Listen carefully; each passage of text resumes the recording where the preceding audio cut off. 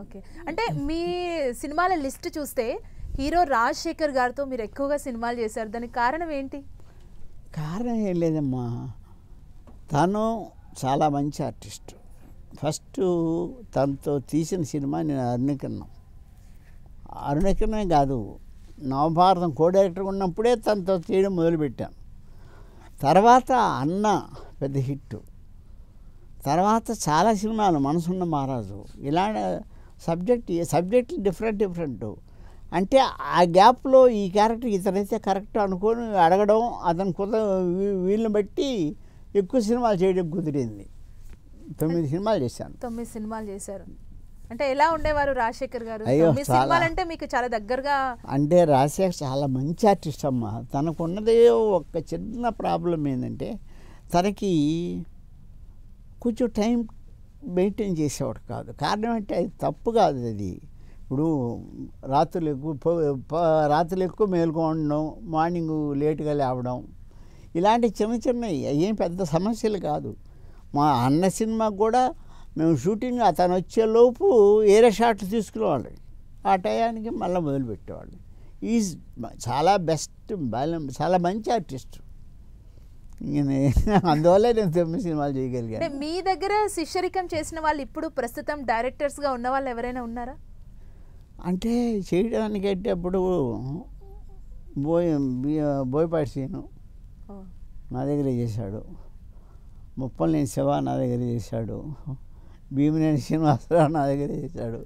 ఇట్లా చాలామంది చేశారమ్మా. అంటే ప్రతి సినిమాకి నలుగురు 5 అసిస్టెంట్ డైరెక్టర్లు ఉంటారు. అలాగా నేను చేసిన 50 సినిమాలకి వాళ్ళే కంటిన్యూ అవుతుండేవాళ్ళు. వాళ్ళలో ఇప్పుడు డైరెక్టర్ బోయపాటి సీను పెద్ద డైరెక్టర్ కదా. బోయపాటి గారి సినిమాలు చూస్తారా మీరు? ఏది బోయపాటి గారి సినిమాలు చూస్తారా? ఎందుకు చూడడం, నాకు అతనికి ఏం తగదు ఏముంది, చూస్తాను. అంటే ఇంకొక చిన్న డౌట్ ఏంటంటే, మీరేమో కంప్లీట్ గా ఎమోషన్ అండ్ ఫ్యామిలీ, బోయపాటి గారివి కంప్లీట్ ఆపోజిట్. నేను చేయలేను, బోయపాటి సీన్ చేసే సినిమాలు నేను చేయలేను. అదే అంటున్నా, చేయలేను. అంటే నాకు ఈ అలవాటు లేదు. ఫైట్ అంటే ఫైట్ మాస్టర్కి ఇచ్చి తీయమన్నాను తప్ప, నేనుగా అంత కంప్లీట్ యాక్షన్ డ్రామా సినిమాలు నేను తీయలేదు అసలు. అంటే ఇంతమంది హీరోలతో చేశారు, మీ ఫేవరెట్ హీరో అంటే మీరు ఈ కథ చెప్పారు, ఈ కథకి నేను చెప్పిన దానికన్నా 200% ఇచ్చారు బెస్ట్ హీరో అని మీకు ఎవరు అనిపించారు చెప్పండి? అమ్మా, ఒకరని ఎవరైనా చెప్తాం, చిరంజీవి గారు. ఆయనకి మనం కామెడీ చెప్పపల్లాం. అన్నయ్య సినిమాకి మేము అనుకున్నది ఇంతైతే ఆయన అంత చేసేవాడు కామెడీ. చిరంజీవి గారు, బాలకృష్ణ గారు, అందరూ ఎక్స్ట్రాడనరీ ఆర్టిస్టులే కదమ్మా. ఎవరు తక్కువ ఆర్టిస్టు? వెంకటేష్, వీళ్ళందరూ ఒక్కరిని ఏలేదు చెప్పలేవు. వాళ్ళందరూ మంచి ఆర్టిస్టులే కదా.